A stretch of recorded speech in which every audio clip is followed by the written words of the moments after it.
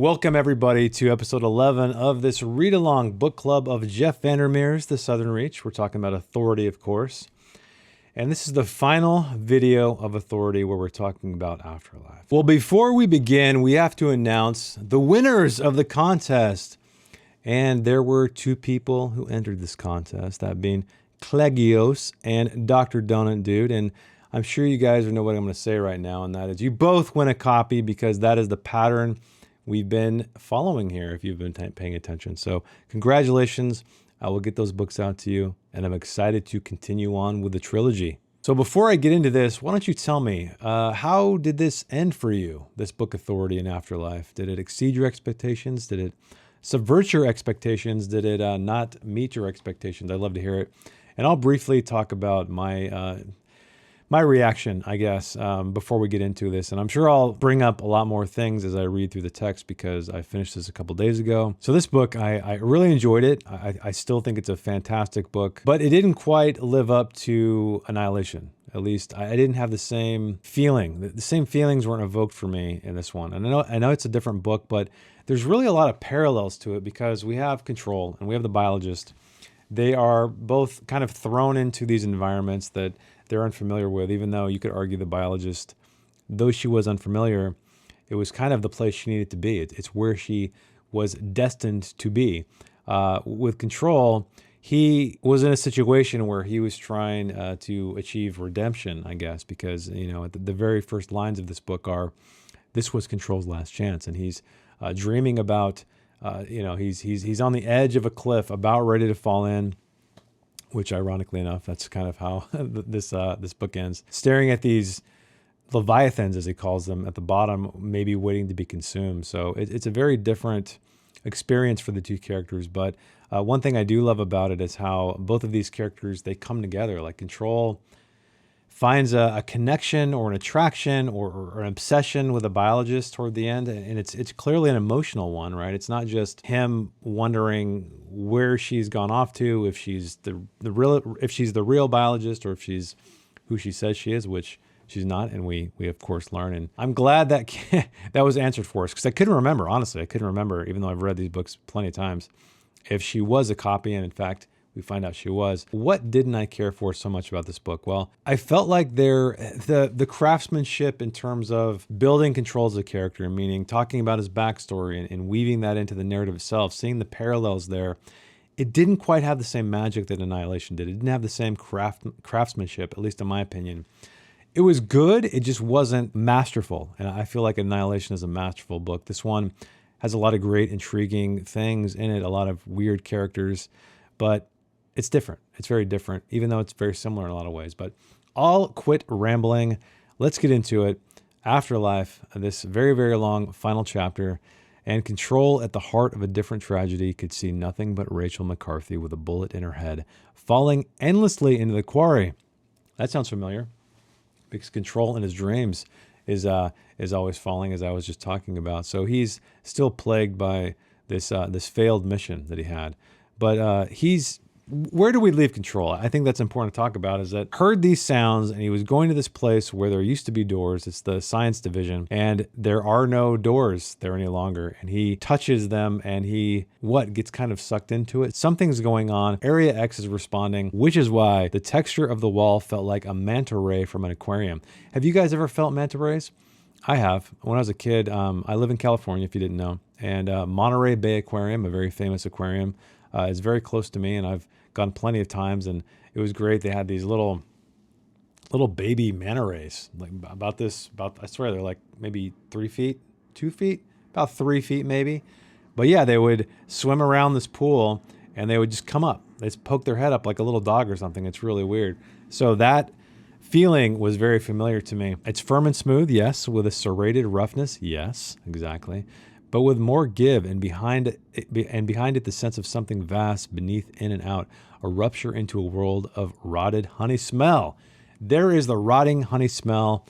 There again, I don't know what it means, but I'm guessing it means something bad is going to happen, because that's exactly what happens.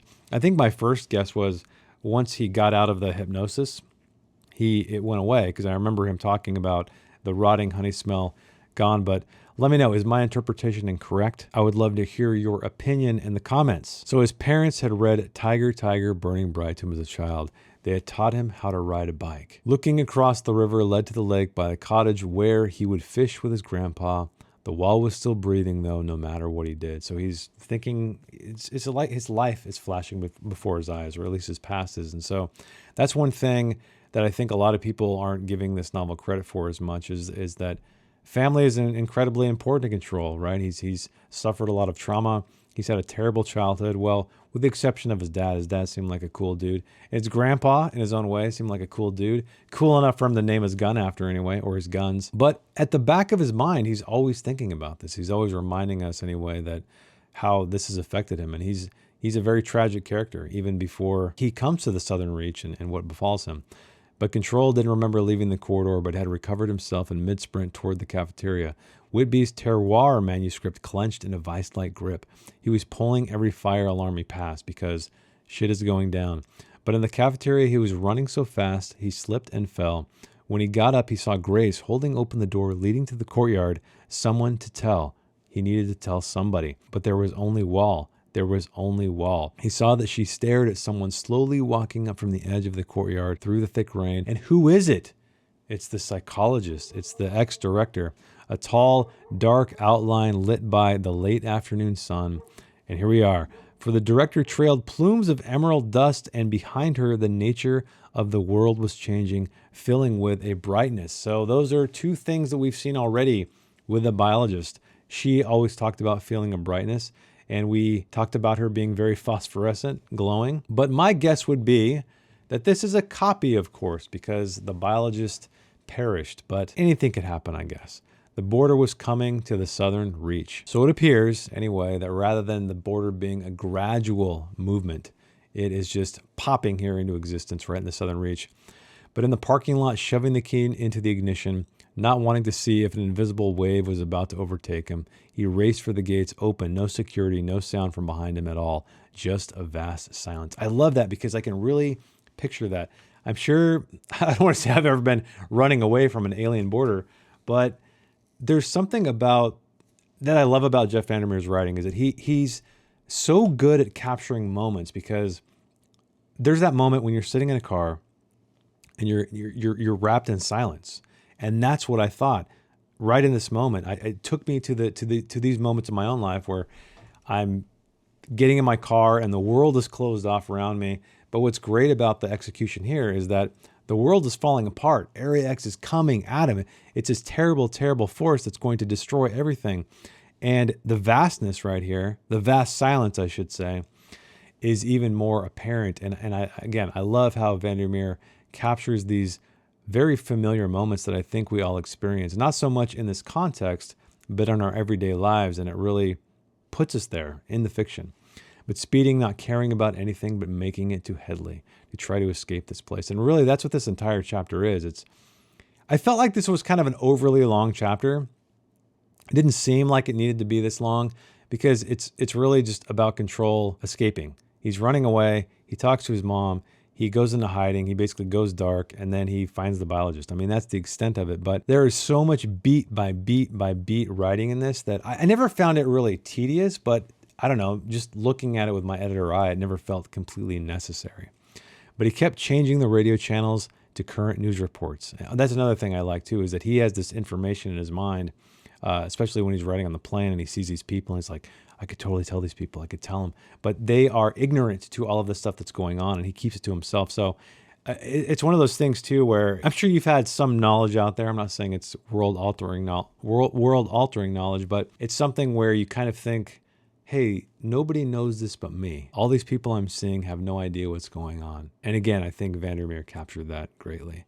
But he kept trying to get to the feel of the wall in his hand, wiping it against seats. I love this too, because it's kind of just sticking to him, right? He can't get it off. The steering wheel, his pants. When he'd turn away from Grace, he'd seen that Whitby occupied his usual seat in the back of the cafeteria. Weird. Whitby had failed some fundamental test, had crossed some Rubicon, and now sat there, jaw oddly elongated as he tried to get words out. He realized then, or at some point later that maybe Whitby wasn't just crazy, that Whitby had become a breach, a leak, a door into Area X expressed as an elongated equation over time. It was because Whitby had been calling out to her like a human beacon. So we're thinking, he's hypothesizing anyway, that Whitby was the one who caused this breach to happen, or caused the border to leap into the Southern Reach, I guess. But beacon is a great word, because what is a beacon? Well, a lighthouse is also a beacon, and we're dealing with lighthouses in this story. We're also wondering, what about these lighthouses perhaps attracted alien life, if that's what it is at all, to the Forgotten Coast? There's a lot of great parallels, and I know I've been saying that a lot, but it's true. But he's trapped by his thoughts that the Southern Reach hadn't been a redoubt, but instead some kind of slow incubator. He could see the Leviathans from his dream clearly now, staring at him, seeing him with an awful clarity. He had not escaped their attention, calling his mother, hypnotize me, hypnotize this out of me. So he's begging to be out of this, right? He's like, I don't want to experience this reality whatsoever. I want you to take me back to the conditioning that I felt completely violated that you put me through. He's seeking this out here, even though it's something that he couldn't stand. Had it stopped? Had the director stopped? Or was it still on rushing? So it's cool because I imagine see a massive tidal wave, right, coming to shore, and you're driving away, you're speeding away, even though it's probably impossible for you to outrun this thing. But you're wondering, like, is this thing going to crash? Is it going to devastate me?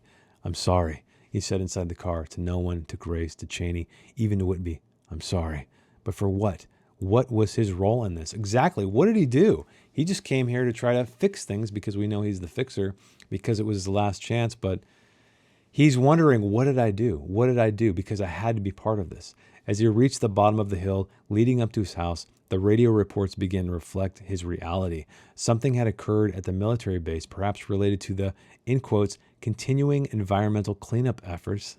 There it is, their secret language. There had been an odd glow and odd sounds and gunfire. That's very Lovecraftian. I'm actually reading The Case of Charles Dexter Ward right now. And the odd glow and odd sounds, yeah, I'm getting a lot of that so far in the end of the story.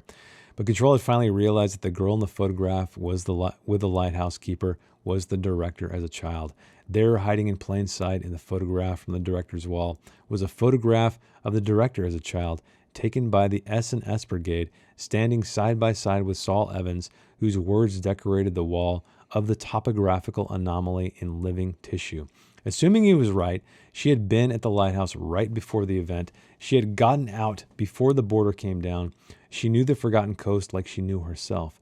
For all Control knew, the director had been one of the last people to see Saul Evans alive. So now we are finally connecting the psychologist to the lighthouse keeper, Saul Evans. So we understand why he is so important to her, why this whole thing is so important to her, because they had some kind of relationship when she was a child, which, spoiler alert, you're going to learn more about that in the acceptance in the third book. But yeah, hiding in plain sight, really. Was she trying to broadcast this to someone? Was she trying to show, or was it just a memento? Was it just something that she, like you'd have a picture of your loved ones in your office? He pulled up in front of the house, sat there a moment, feeling beat up, drained, unable to process what was happening. When he turned to the porch, a woman was standing on the steps next to the cat. Hello, Mother. Yes, of course, it's his mother.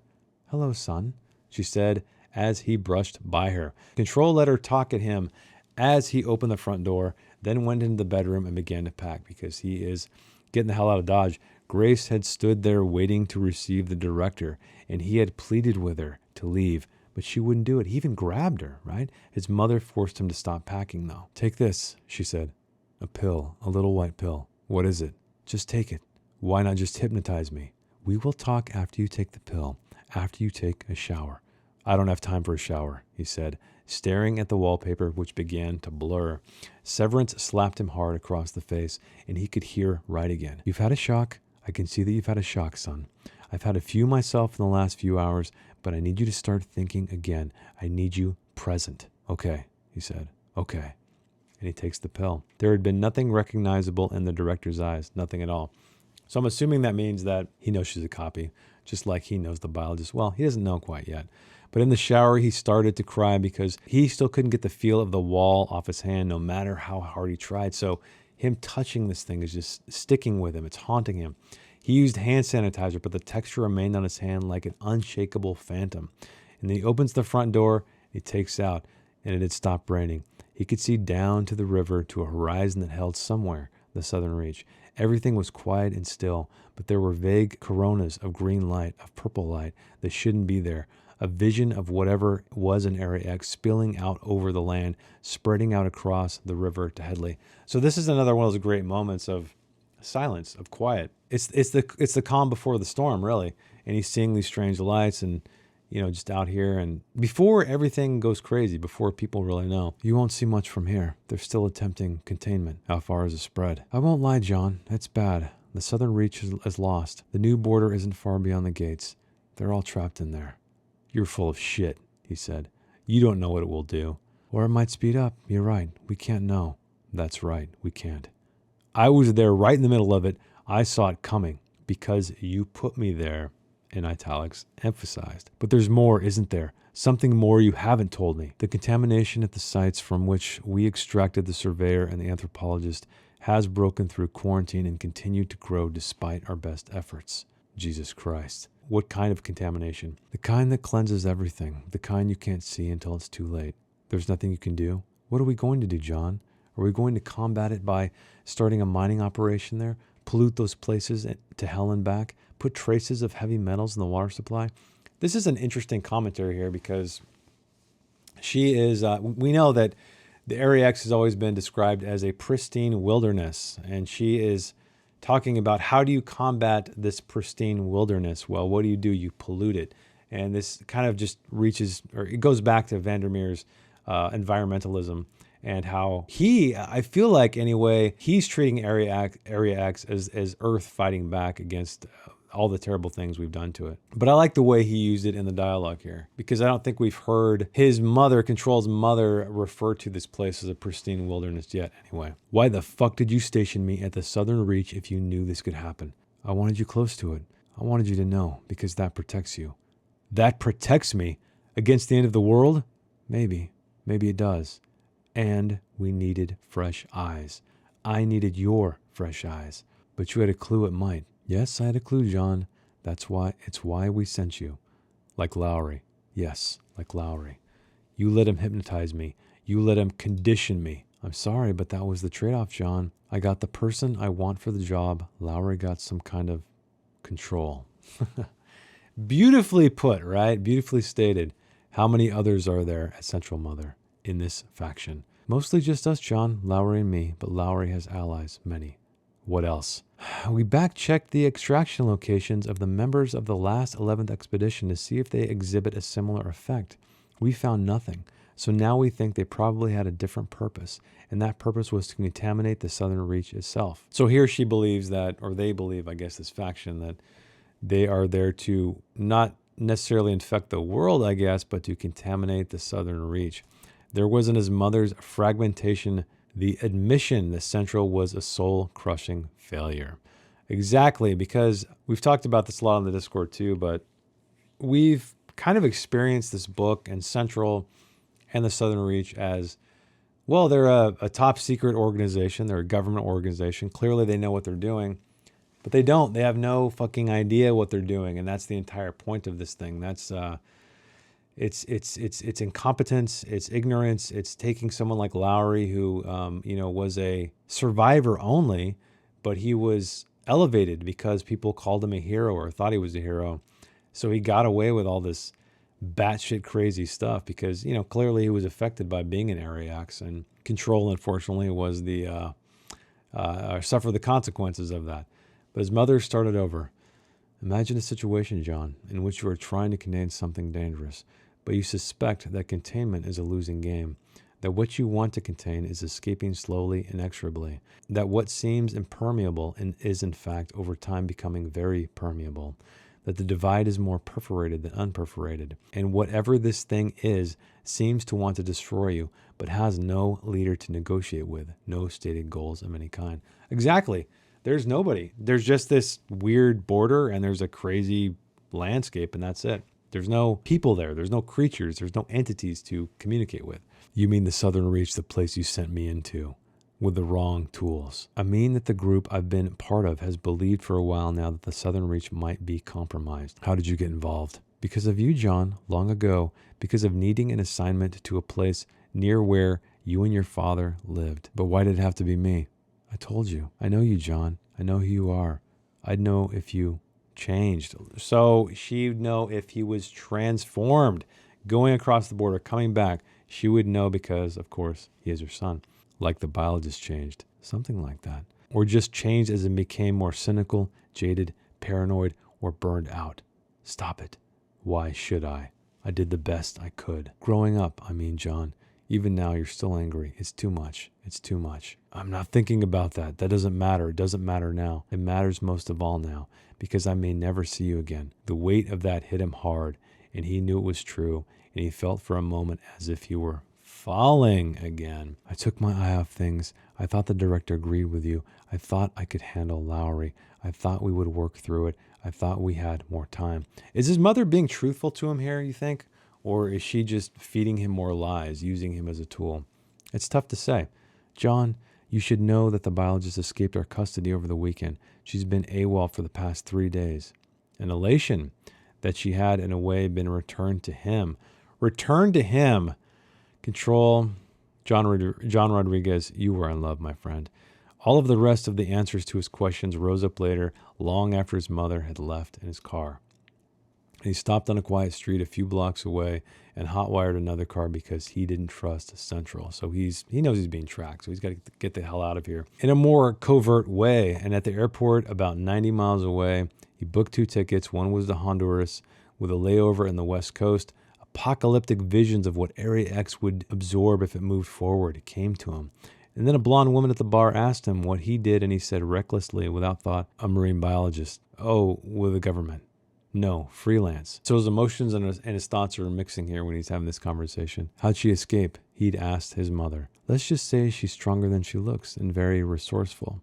Had his mother given her the resource? Interesting. Central suspects she will return to the empty lot because of the lack of contamination at the site. And he knew that wasn't where she would go because he knows her better than his mother. And we're going to go to Rock Bay later, folks. No, she would go north. She would go to the wilderness above the town of Rock Bay, even if she didn't believe she was the biologist. Of course, that's where we go. At least that's what he chose to believe. Well, Control, you're right, after all. He'd actually pulled at Grace to get her away. This is when, he's yelling at her. He's like, hey, man, the border's here. We got to get the fuck out of here. And the psychologist's coming, and she doesn't, but Grace couldn't see any of it, wrenched away from him with a stare that made him give up. So what is the connection between the psychologist and Grace? I think I remember, but I'm not going to spoil it for you. A beep from his phone told him that he had received the last useless videos from the Southern Reach. The footage told him nothing. The quality was grainy, indistinct, and the first his chair sat empty until the very end, when something blurred appeared to sit down. It might have been the director, but the outline was ill-defined. The other video showed a slumped Whitby in the chair opposite, doing something peculiar with his hands that made his fingers look like soft coral. Great description. Swaying the sea, I guess in this context. But the usual influx of heat and then the frigid cold on the airplane. I just took a flight. I know exactly what that feels like, and that is 100% accurate. Control kept waiting for something to swat the plane out of the sky. He wondered why the stewardesses were looking at him funny by mid-flight, because he knows all of this stuff. He thinks everybody is seeing this, right? We're always so self-aware, over self-aware, I guess, that we think everybody gives a shit about what we look like or what we're doing or how we're acting. How do I know that going after the biologist isn't the idea you put in my head? The biologist was the director's weapon, I believe. Whatever she knows, she represents a kind of chance, some kind of chance. And you are my weapon, John. You're the only one I chose to know everything. Really, Mom? Really? I don't know about this. I don't know if I trust you. This is your last chance, Control. But it wasn't. It was instead an immolation. There's that word again. The sacrifice, or burning yourself with fire, I guess. What will Central do now? They'll come after you because of your association with me. What else will they do? Try to send in a 13th expedition if a door still exists. And what about you? I'll keep making the case for the course I think is right. And I highlighted this because it's hilarious. I guess I should have Googled it, but you got to open the window for landing. You got to open it for landing. I don't understand why that is. They always ask you to do that. I don't get it. I don't get it. Let me know in the comments because I'm too lazy to Google it. Or what? Exactly. That's what I'm always asking myself. Why do I have to have the damn window open? But Rock Bay, the end of the world, if she wasn't there, it was a better place than most to wait for whatever happened next. Because it's the end of the world, right? It's the edge of the world, allegedly. Dusk of the next day, in a crappy motel on the coast with the word beach in its name. The television was on, but nothing made sense. The television, except for the vaguest of footnotes about a possible problem at the Southern Reach Environmental Recovery Site, did not tell the truth about what was going on. So he's in these seedy motels. He's dirty. He's sweaty. I think even it describes his mattress as like has cigarette burns in it, which is classic. On the bed, Whitby's terroir manuscript, which he hadn't looked at since leaving Headley. And that perhaps Whitby had figured something out, even if no one had believed him, even if figuring it out had exposed him to something that had then figured him out. I like that. Whitby is a classic Lovecraft character, someone who is dabbling in things, somebody who's collecting far too much information and it makes them go mad or it changes them in some way. Even though they kind of figured out stuff along the way. Basically in exchange for their sanity. All of his familiar guides had gone silent. His mother, his grandparents, his father, none of them had anything to say to him. I love this too because throughout the story we've been getting exposition where Control is kind of thinking back to his past. He's thinking about his grandfather, his mother, his father, and now all of these ghosts, you might call them, in his mind are silent. Control could not get the image of the biologist out of his head. He is hard up for this girl. North is where the biologist had fled, and he knew where she would end up. It was right there in her field notes. He left the motel early, just as the sun appeared, and continued north. And he bought a large knapsack, filled it with about 30 pounds of supplies. The cashier asked him his name as part of a sales pitch for a local charity, and he said, John. And from that point on, he used his real name again. He stripped himself away from his nickname. But I love this because it didn't stand out. It didn't mean anything. That is such great subtext right there. Because John, it is a very generic name. It's probably one of the most, if not the most common name out there. But what does that mean in the context of identity? What does it mean in the context of a series of books where naming is important, right? Names have power. What does it mean in the context of being used as a tool by your own damn mother? What does it mean in the context of hiding from a clandestine secret agency? Such a great name to have in the context of the story. The urge to call any of his relatives to try his mother one last time had faded with the miles. I love that because he's emotionally separating himself so that the ghosts of his past, his grandfather, his mother, all these people that are talking to him in his head, they're gone. All of this is going away in the rear view. If he had something to say, he should have picked up the phone a long time ago. Sometimes he thought of the director as he drove. The girl in the old black and white photo, the way she had fixated on the lighthouse but never referred to the lighthouse keeper. What had she seen? What had she known? Who had known about her? Why was she hiding what she knew about the lighthouse keeper? We don't know. I guess we'll find out. I'm not sure if it's strictly for personal reasons or she wanted to solve this problem on herself, on her own, or perhaps find him if he still existed. But driving through the night now, he came back to the coast again and again. He wanted more and more to pretend that he existed in a bubble without context, that the drive would last forever, that the journey was the point. I love that because have you ever been on a trip? Have you ever been just driving maybe from a certain location to your home? Maybe it's not a vacation or anything like that. There's that moment of in-betweenness that is so tangible. You just feel it. My parents live about 2 hours from me, and I've driven there by myself plenty of times, sometimes overnight, and I feel like this is very reminiscent. Not that I want to forget about my parents. I'm not saying that, but just that there's that bubble, that the drive would last forever, just that feeling. It's a strange feeling. I'm sure you guys have experienced it out there before. But he came to the conclusion in the early dawn that it didn't matter if his mother had lied to him. Okay, he's kind of forgiving her in a way. He was always going to pursue this course, convinced himself that once he had gone to the Southern Reach, that he was always going to be on this road in the middle of nowhere, headed north. Oh my God.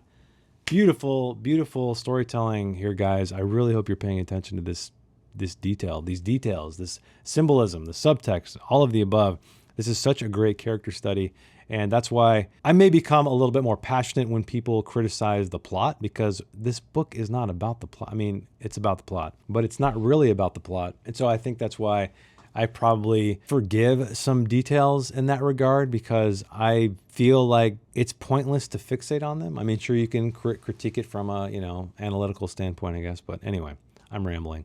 The night before he would reach the town of Rock Bay, John let himself have a last meal. Oh my God, there you go. It's his last meal. He's going to die. Hopefully you guys got that. He sat at the bar, or he thinks he's going to die. He sat at the bar, ordered a bottle of good red wine, a petite filet with garlic mashed potatoes and mushroom gravy. Not a bad last meal. A family came in rich white in polo shirts and sweaters and khaki pants, as if from a clothing catalog. So I love this, because this is a situation like when he was on the plane where he's like, I could tell these people. I could tell them this information I know. And he's looking at these people out of a clothing catalog, meaning he's looking at this family, the family that he didn't have. They are the perfect family because they're out of a clothing catalog. And he is noticing that they are oblivious of him, oblivious of the bartender, oblivious of everything that's going on. He felt a curious nothing about them. All of the history here, everything encoded, rendered meaningless. None of it could mean anything next to the secret knowledge he had carried with him. So he has this secret knowledge. He has this power. He's holding it over these people. Well, not really, but that's kind of what's going on in his head. He asked the bartender, where can I get a boat? Maybe I can help, the bartender said with a grin. Maybe I could arrange that. How soon do you need it? Now, immediately, by the morning. The Living with Salt, the boat's name, was a modified flat-bottomed skiff with a shallow bow and a stubborn reluctance to turn starboard with any kind of grace. Grace. That sounds familiar, doesn't it? He bought him enough gasoline to either blow him sky high or last until the end of the world, and loaded it in the rest of his supplies. What I love about that is it's a clever way of describing how much gasoline John picked up, but also his mental state, right? What he's thinking about. So he's like, hey, I may die, or who knows, worst case, maybe I'll make it to the end of the world. So it's giving us an actual quantity of gasoline, but providing it through the lens of John Rodriguez, which gives it character. It gives it emotional weight. It also came with a skipper's old raincoat, hat pipe, galoshes, and a fishing net with a hole in it. He's turning into Saul Evans. I mean, that's at least what I think. Well, not really, but I think you know what I'm talking about. As he lurched downriver toward the sea, he had a sense of impending apocalypse. The beached and blackened driftwood evidence not of bonfires and storms, but of some more radical catastrophe. I love that because, I mean, you guys have been to the beach. At least I hope so. And you see this old driftwood, the remnants of bonfires and happy times, but that's not what he's seeing. He's seeing some more radical catastrophe. Old houses lay among the rocks of the coast and the few crude beaches as he chugged along through choppy waters and calm waters. That reminds me of when they are across the border, or in Area X, I should say, and they saw the old houses and they were wondering, like, what happened here? What were these people thinking? Like, where did they go? Like, what befell them? You know, it's like it's ruin, and he's kind of thinking about them in a similar way. Like, it's inevitable. They're crumbling. They're going to perish. He passed an abandoned lighthouse, a low, squat white tower with a black crown, as if he were somehow traveling up the coast of an alternative Area X. Interesting, right? It's like a mirror. By mid-afternoon, he had reached the part of the coast where the land curved sharply, an inlet that led to the town of Rock Bay. Soon he spotted a rotten old pier where he could tie up. He left behind his hat and pipe. Why'd you do that? That would be a cool look. Taking his raincoat, binoculars, and gun, made his way inland through a scrubland and then forest. From his vantage now, looking down with his binoculars through the intense tree cover, he could see half a dozen black sedans and SUVs with tinted windows parked on the main street. The vehicles reeked of Central. It's funny because when I was reading this originally, I was thinking of, oh, this is just your paranoia, John, but he knows, right? Realistically, he starts seeing camouflage moving, and then he sees scopes, and yeah, he was right. Opposite him, across the narrow inlet, lay the cottage where the biologist had lived. Nothing stirred around the cottage either, in a way that he found unnatural. He kept scanning the woods to either side until after about an hour, after about 50 sweeps of the area, he realized that a patch of ground had moved. Camouflage, which after a few moments resolved into a man with a rifle and scope stretched out beneath a military-style blind, covering the cottage. Once he spotted one operative, others came clear to him. So he retreated into the wilderness and made his way back to his boat. He ate a can of cold beans and cast off, hugging the coast. This new landscape above the Rock Bay Inlet was even more foreign to him and colder. He understood why the biologist liked this part of the world, how you could lose yourself. So he's meeting her, right? He's starting to understand her. He's starting to feel just like her.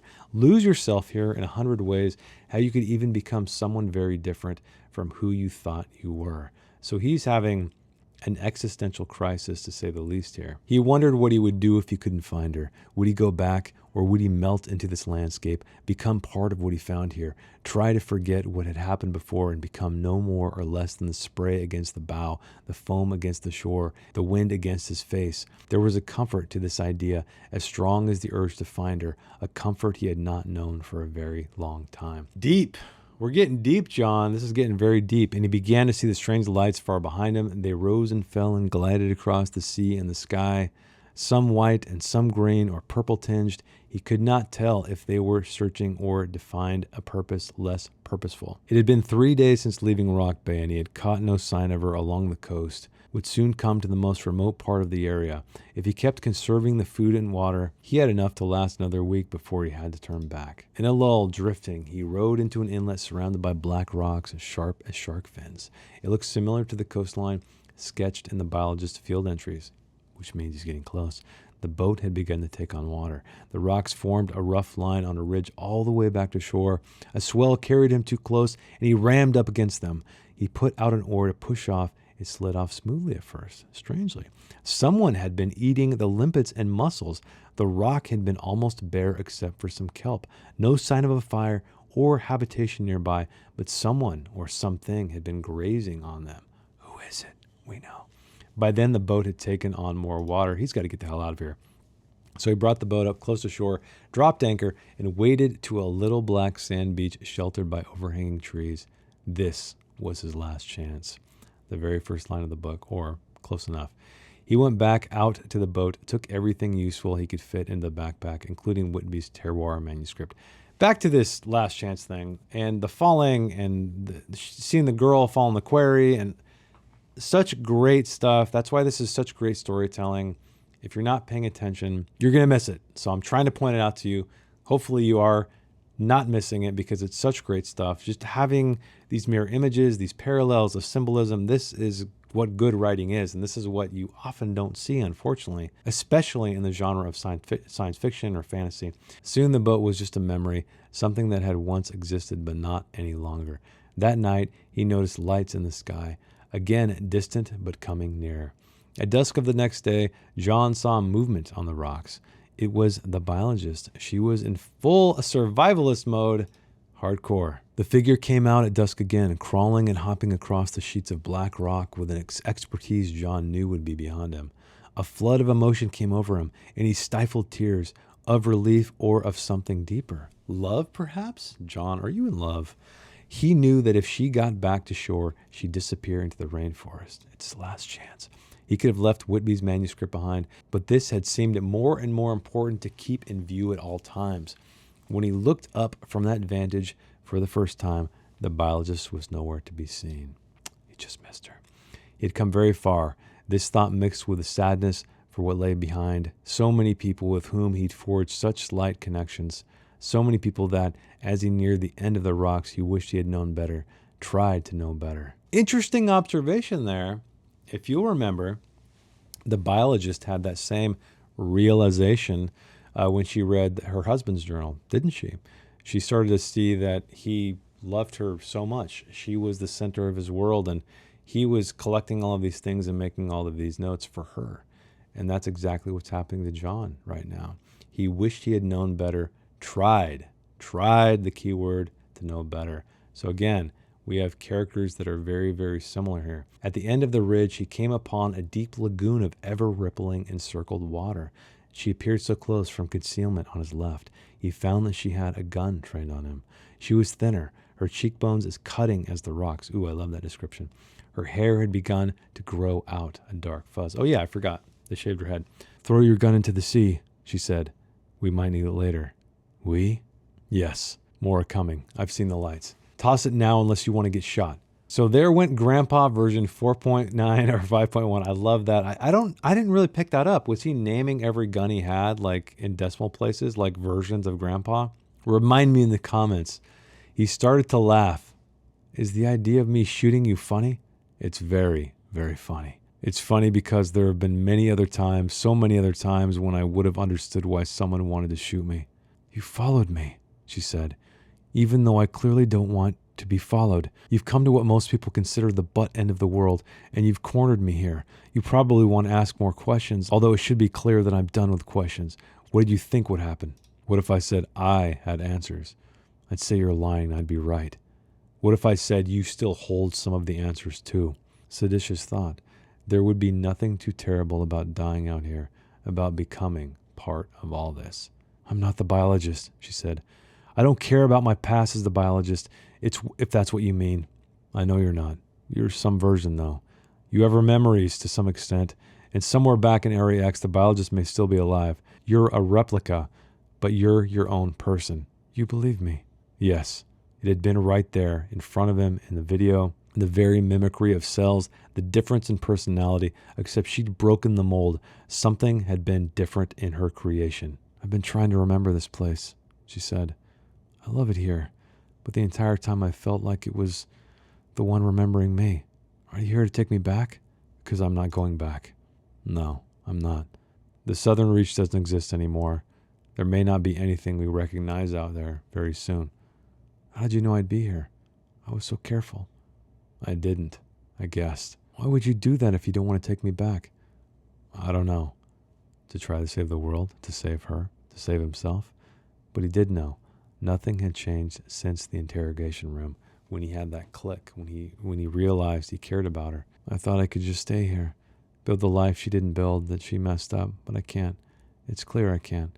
Someone will be after me no matter what I do. You know, this is coming to me right now. I don't know why. It seems so obvious in hindsight, but these clones to me, at least so far, at least with a biologist, I should say, it seems like the second chance we can't have, right? As a person, like you can't go back in time, you can't redo things, and she's spelling it out right here that this clone, this ghost bird, this biologist clone seems to be a second chance, but even that's futile. And I feel like Vandermeer is reminding us that here, that even if you have a clone that can, hypothetically create a second chance for you, it's still impossible. But there was a glimmer of a light dimly familiar to him coming from deep in the lagoon below.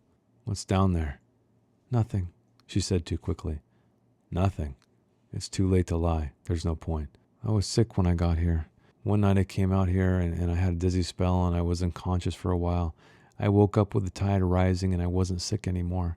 The brightness was done with me, but there was something at the bottom of that hole. The brightness is done with her. Interesting. Does Area X know that she is autonomous? I don't know. It's a way into Area X, I think. I think I brought it with me. I don't think we have much longer. I don't even know if we have the night. We'll have to find a place to hide. I want to know who I am, she said. I can't do that here. I can't do it locked up in a cell. I know who you are. It's all in my head. Your file. I can give you that. I'm not going back. I'm never going back. It's dangerous. It's unproven.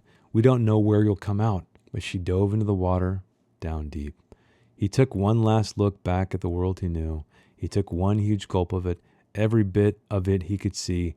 Every bit of it he could remember. Jump, said a voice in his head. Control jumped.